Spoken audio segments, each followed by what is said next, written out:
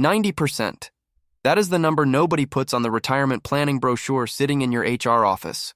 90% of American retirees end up living on less than half of their pre-retirement income, according to the Employee Benefit Research Institute's 2024 Retirement Confidence Survey. Not because they were lazy, not because they made reckless bets. Because they were handed a broken diagnosis from the very industry that was supposed to help them, and they spent decades solving the wrong problem. Here is what most financial content will never tell you, because there is no product to sell you at the end of the sentence. The math behind retirement is not complicated. It is genuinely embarrassingly basic. A calculator, a contribution amount, and enough time. That is the entire recipe. The reason 90% of people still fail is not the math. The math keeps working perfectly whether you understand it or not. The failure happens in the gap between what people think the problem is and what the problem actually is. That gap costs the average American worker between $400,000 and $800,000 in retirement wealth. Quietly, without a single dramatic decision. I want you to hold one image in your head while we go through this. A pressure valve, industrial, the kind you see on water mains under city streets. When pressure builds correctly and consistently behind the valve opens and water flows. The system works exactly as designed. But most people are doing the equivalent of opening the valve before enough pressure has built, and then wondering why nothing comes out. Every bad retirement outcome I have ever seen traces back to one of 3 specific pressure leaks. Today I am going to name all 3, show you exactly where the math breaks, and give you the specific actions that close each leak permanently. Before I get to the third one, I need to warn you. It is the one nobody in the financial industry wants to talk about because it exposes how the fee structure of most managed accounts is designed to transfer your retirement wealth to someone else. A completely legal, completely invisible transfer that has been happening to your account every single month since you opened it. But first, let me prove something that will make everything else in this video make sense. Most people think retirement math is about returns. Find the right fund, the right allocation, the right advisor who picks better than the market. That is the wrong diagnosis, and I want to prove it with numbers because the argument collapses without them. All of these use a 7% annual return, monthly compounding. 7% is the inflation-adjusted historical average of the S&P 500 going back 100 years, confirmed by Robert Shiller's dataset at Yale. Conservative. Real. Not a best-case dream. At $200 a month for 30 years, approximately $243,000. At $400 a month for 30 years, approximately $485,000. At $800 a month for 30 years, approximately $970,000. Now keep those numbers, and watch what happens when I change the return instead of the contribution. At $200 a month at 7% for 30 years, $243,000. At $200 a month at 9% for 30 years, approximately $305,000. At $200 a month at 11% for 30 years, approximately $390,000. You doubled the return rate and added $147,000. You doubled the contribution and added $242,000. The contribution won. It is not close. In phase 1 of wealth building, when your balance is small and the percentage is producing output you cannot feel, the return rate is noise. The contribution level is the entire game. This is the diagnosis the financial industry gets exactly backwards. They sell you return rate obsession, fund comparisons, active management, sector rotation, because that is what generates trading fees, advisory commissions, and management expense income. They have zero financial incentive to tell you to increase your boring monthly contribution to a boring index fund and leave it alone. There is no product attached to that sentence. The average American household income in 2024 sat at roughly $80,000 a year, according to the U.S. Census Bureau. The average American retirement savings rate, according to Fidelity's Q4 2024 report, is 8.9%. That is $7,120 per year, $593 per month. Sounds responsible. Feels responsible. Here is what it actually produces. $593 a month at 7% for 30 years, approximately $608,000. The Northwestern Mutual 2026 Planning and Progress Study found that Americans believe the magic number for a comfortable retirement is $1.46 million. The gap between what the average American is building and what they believe they need is $852,000. Not because they picked the wrong fund, because they are contributing at the wrong level and have been told the problem is somewhere else. Now, let me introduce someone. His name is Robert. He is 51 years old, works as a regional sales manager in Ohio, and earns $94,000 per year. He has been investing since he was 32. He has never missed a contribution. He has never panic sold. He reads personal finance articles on weekends and pays attention to his allocation. His current 401k balance is $162,000. He looks at that number and does not understand it. 19 years, consistent, disciplined, $162,000. He has a vague sense that something is wrong, but he cannot name it. He has been told his return rate might be the issue. He has been told his fund selection might need work. He has moved things around twice based on advice from a colleague and once based on a financial article. None of it moved the number meaningfully. Robert is not doing anything wrong. Robert is in phase 1 of wealth building, the pressure building phase, and he has been there for 19 years because his contribution level has never been high enough to get him out of it. His contribution was $310 a month when he enrolled at 32. He increased it twice.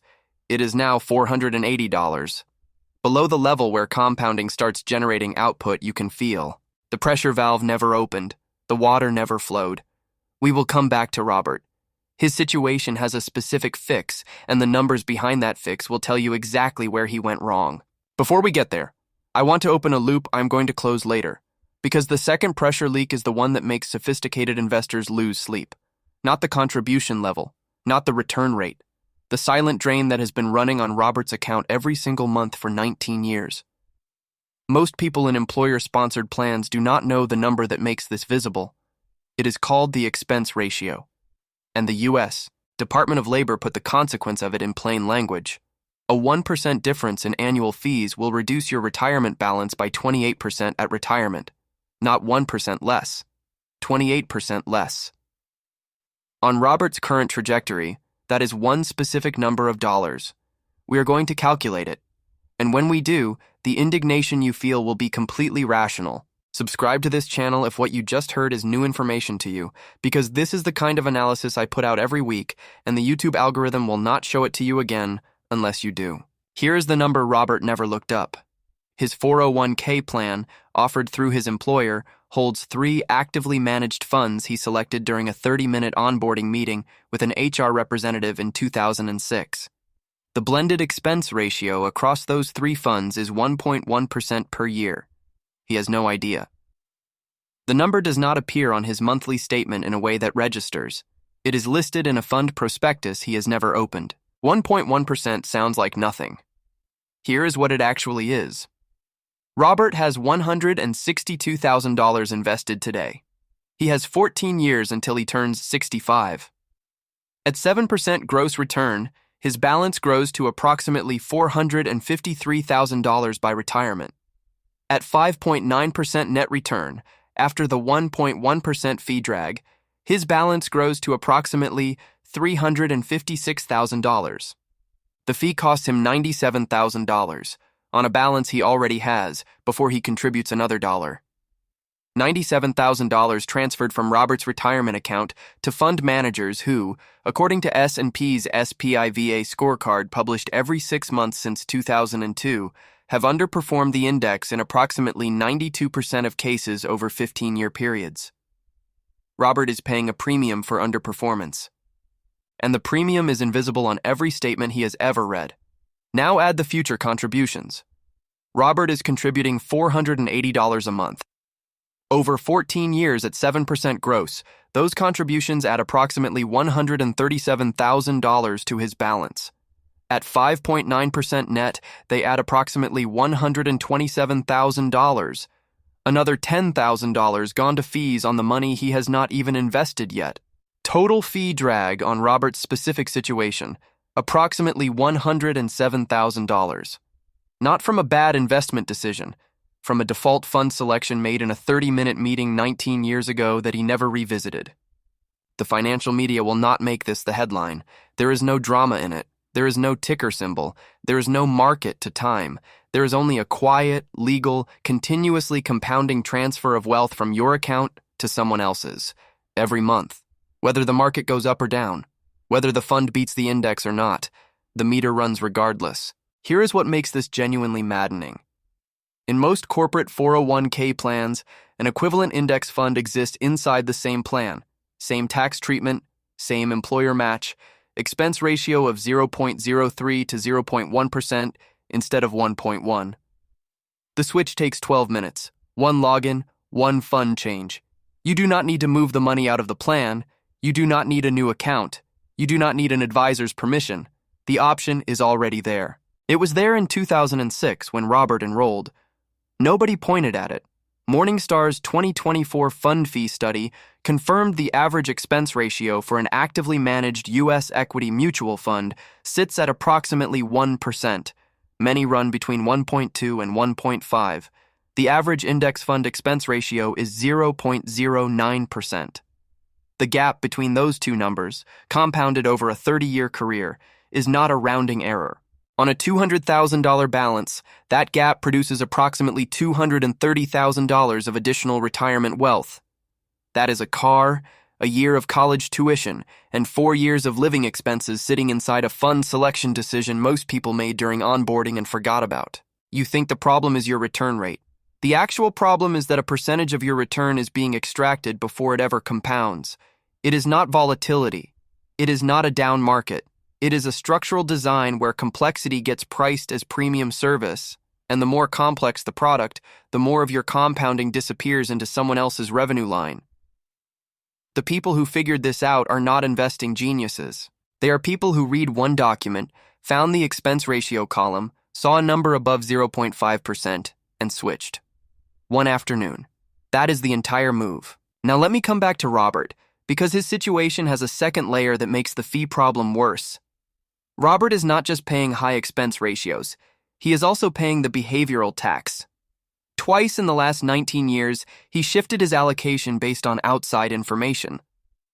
Once in 2015, when a colleague told him to move into sector funds that had been running hot. Once in 2020, when he moved partially to cash during the COVID crash and bought back in 3 months later after the recovery was already priced in. Dalbar, a financial research firm that has been measuring actual investor behavior since 1994, publishes their findings every year. Their data for the 20-year period ending in 2023 shows the S&P 500 returned approximately 10.2% annually.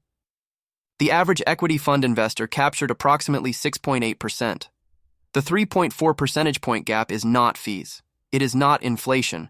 It is buy high, sell low behavior, repeated across an entire investing career. 3.4% sounds like a small number until you run it on Robert's balance. $162,000 at 7% for 14 years. $453,000. $162,000 at 3.6%, which is what you get after fee drag and behavioral tax combined for 14 years. Approximately $268,000. Robert is on a trajectory to retire with $185,000 less than the math says he should have. Not from a bad market, from 2 allocation changes and a default fund selection he never checked. The behavioral tax has a specific mechanism that is worth understanding because it does not feel irrational when it happens. It feels like the smart move. The market drops 20%. Your account loses $40,000 in a month. Your brain generates a completely logical argument. This is going to keep falling. I should protect what I have. I will get back in when things stabilize. The problem is that stabilization in a recovering market is indistinguishable from a rally already in progress. By the time things feel stable, the recovery has already happened. You sell into the drop. You buy back into the recovery. You captured all of the loss and none of the gain. Dalbar has documented this pattern in 30 consecutive years of data. It is not a character flaw. It is how human loss aversion works against you in a market that recovers faster than your brain resets its fear response. The interference calendar is the tool that breaks this cycle. Every time you feel the impulse to change your allocation, move to cash, rotate sectors, or make any active decision about your portfolio. Write it down. The date, the reason, the market level. Do not act on it for 72 hours. Research by Shlomo Benartzi and Richard Thaler on automatic enrollment and default behavior consistently shows that forced delay periods dramatically reduce panic-driven decisions. The urge to act always feels most rational at the moment of peak fear. That is exactly when it is least rational. The calendar creates distance between the emotion and the action. The emotion fades. The action never happens. Your second employee, the compounding engine, keeps working without interruption. Robert did not know about the interference calendar. He did not know about expense ratios. He did not know that the behavioral tax has been documented and quantified for 30 years. He was not given this information at enrollment. He was shown a list of funds with 5-star ratings and told to pick the ones that looked good. The 5-star ratings, as Morningstar's own research has shown, have almost no predictive value for future performance.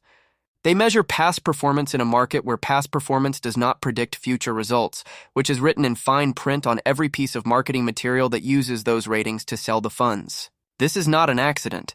This is how the attention economy of financial services works. Complexity is the product. If the answer is open a Vanguard index fund, contribute as much as you can afford, and check it once a year, there is nothing to sell you.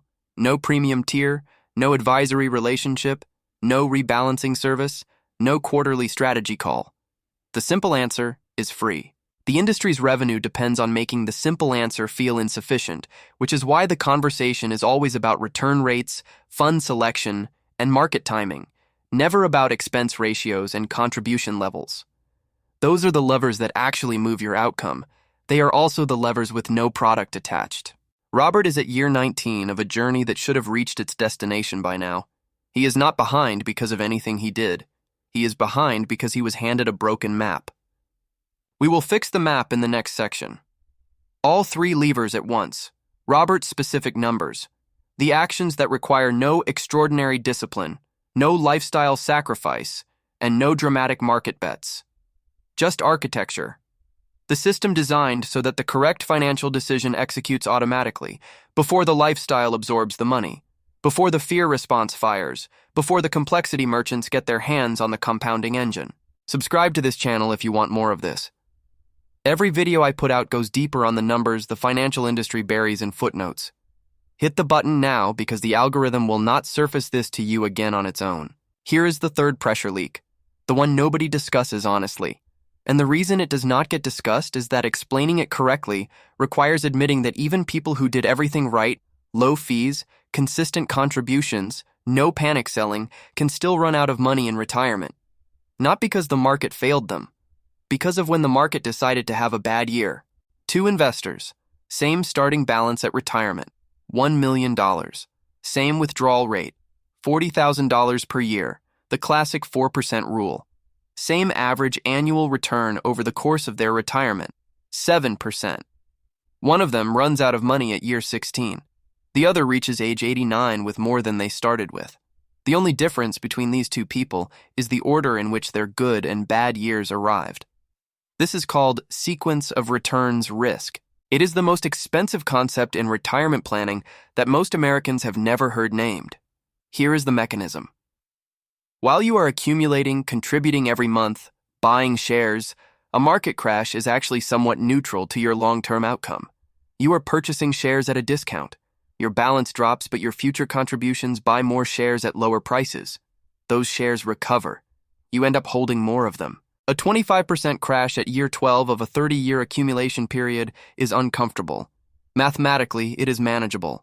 When you are in the withdrawal phase, retired, selling shares every month to pay rent and groceries, a 25% crash in your first year of retirement is a different category of event entirely. You are now forced to sell shares at the bottom to fund living expenses. You are depleting the base.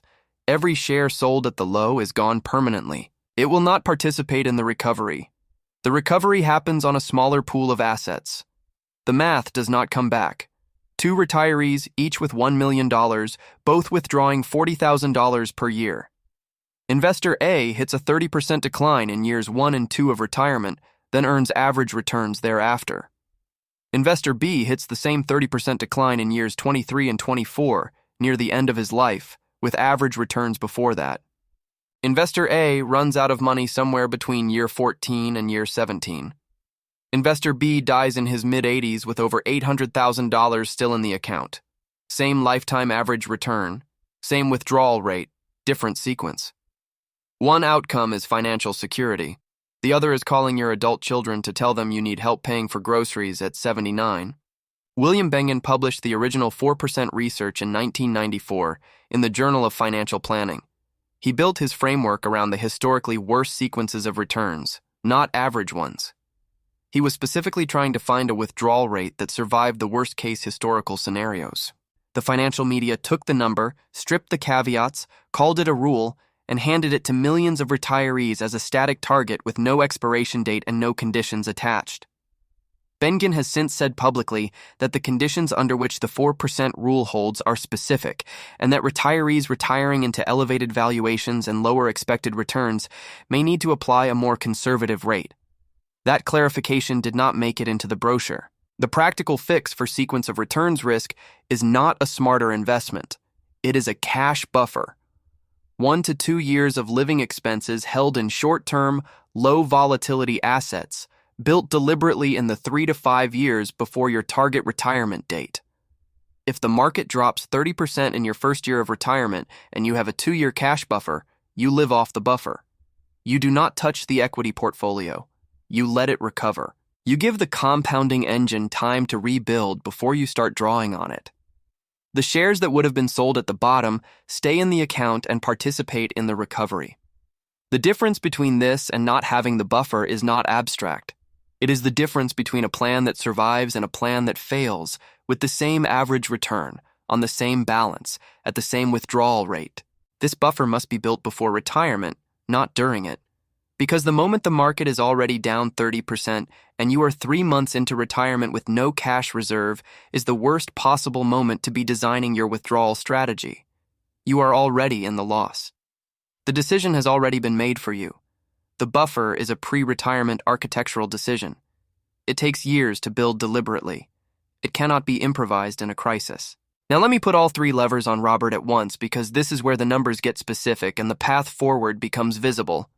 Robert at 51, $94,000 annual income, $162,000 in his 401k, 14 years until 65. Current contribution, $480 per month. Current expense ratio, 1.1% blended. 2 behavioral tax events in 19 years. Leak 1. Expense ratio. Robert logs into his plan today. He finds the expense ratio column. He sees 1.1%. He searches for the cheapest index fund available inside the same plan. He finds a total stock market index fund at 0.04%. He switches all 3 funds to that one option. This takes 12 minutes. The fee drag drops from 1.1% to 0.04%. Over the next 14 years, this single decision is worth approximately $107,000 to Robert's retirement balance. Not from a market bet, from a form change. Leak 2. Contribution level. Robert's income has grown since 2006. His fixed expenses have shifted. His contribution is still set at the level he typed into a form during onboarding and increased twice. It is institutionally stuck. Robert finds $150 per month of contribution headroom by auditing 3 recurring expenses he has not looked at in 2 years. 2 streaming subscriptions that overlap in content, a gym membership for a location he has not visited in 8 months, and an insurance rider on a vehicle he no longer owns. He redirects that $150 to his 401k contribution. His contribution goes from $480 to $630 per month. At 7% net return over 14 years, that additional $150 per month adds approximately $37,000 to his terminal balance. He also sets a calendar reminder every January 1st to review and increase the contribution by whatever percentage his income grew. He will not decide the amount in advance. He will review it annually. That is the entire system. Leak 3. Sequence of returns buffer. Robert has 14 years of accumulation remaining. He starts deliberately building a cash buffer beginning at age 60, 5 years before his target retirement date. He redirects the equivalent of 1 month of living expenses per year into a money market fund or short-term bond position outside his equity allocation. By 65, he has approximately 18 months of living expenses in low-volatility assets. He retires into whatever market conditions exist in that year, knowing he does not need to touch the equity portfolio for 18 months regardless of what the market does. The 4% rule becomes a starting assumption, not a contract. In years when the market is down, he draws from the buffer and reduces discretionary spending by a modest amount. In years when the market is up, he replenishes the buffer. Dynamic, not static. Here is what Robert's retirement picture looks like after closing all 3 leaks. Current trajectory, no changes. Approximately $356,000 at 65 after fee drag, with 2 behavioral tax events priced in at conservative estimates. With the buffer but no other changes, the sequence of returns risk is neutralized, but the balance is the same. He is protected but still underfunded relative to the $1.46 million target. After closing all 3 leaks, expense ratio fixed, contribution increased to $630 per month, annual contribution review in place, buffer built starting at 60. Projected balance at 65, approximately $530,000. Combined with Social Security at the current projected benefit, which Northwestern Mutual's 2026 study notes may be reduced by 17 to 23%, if Congress does not act before the trust fund depletion projected for 2033, Robert is looking at a retirement that covers his essential expenses without drawing down principal in most historical return sequences. He will not be wealthy. He will not retire at 55. But he will not be calling his adult children at 79. He will not be working a part-time job to cover the gap between Social Security and rent. He will have crossed the threshold between a retirement that fails and one that holds. And the gap between those 2 outcomes was 3 decisions. None of them required extraordinary discipline. None of them required sacrificing his current lifestyle in a painful way. They required reading 1 document, canceling 3 subscriptions he was not using, and setting up a calendar reminder. That is the retirement math nobody puts in the brochure. Not because it is complicated, because there is nothing to sell at the end of it. The first year of retirement is where the math is most fragile. The first decade of accumulation is where your most powerful compounding dollars live. Every month you delay closing the fee leak, every contribution that stays at the enrollment level because you never updated the form, every rally you miss because you moved to cash 2 months too early, you are not losing small amounts of money. You are sacrificing the most expensive dollars in your entire portfolio, the ones with the longest runway, the ones that compound for 20 years instead of 5. 90% of retirees end up with less than they planned. Not because the math is hard, because the math was never explained. The pressure was never allowed to build, the valve never opened. Here are the 3 actions. Specific. This week. First, log into your 401k plan today. Find the fund detail section. Find the expense ratio column. If any number is above 0.5%, search for the cheapest index fund available inside the same plan. Switch. Set a calendar reminder in 6 months to verify the switch processed correctly. Do not wait for your next quarterly review. Do this today. Second, find your current monthly contribution amount. Compare it to what it was when you enrolled. If it has not been updated in more than 2 years, increase it by $50 this week. $50. Not a life-altering budget change. 1 login, 1 number changed. Then set a recurring calendar reminder every January 1st labeled contribution review. You will not pre-decide the amount. You will just look at it every year and ask whether your income grew and whether you redirected any of that growth. The review is the system. Third, if you are within 10 years of your target retirement date, open a separate money market account today. Name it Buffer. Set up an automatic monthly transfer of $200 into it. This is not your emergency fund. This is your sequence of returns insurance. It will not feel meaningful in year 1. In year 8, when you are 18 months from retirement, and the market drops 20% the week after you open the account, you will understand exactly what you bought with $200 a month for 8 years. The math behind retirement is not complicated. It was never complicated. The system was designed to make it feel complicated, because complexity is what generates advisory fees, fund management income, and the quarterly strategy calls where someone explains why last year's underperformance was actually a strategic positioning decision. Lazy investing built more retirement wealth than all the sector rotation, stock picking, and market timing combined. The people who figured that out are not talking about it at dinner parties. They are boring to ask about money in their 50s. And they are completely, quietly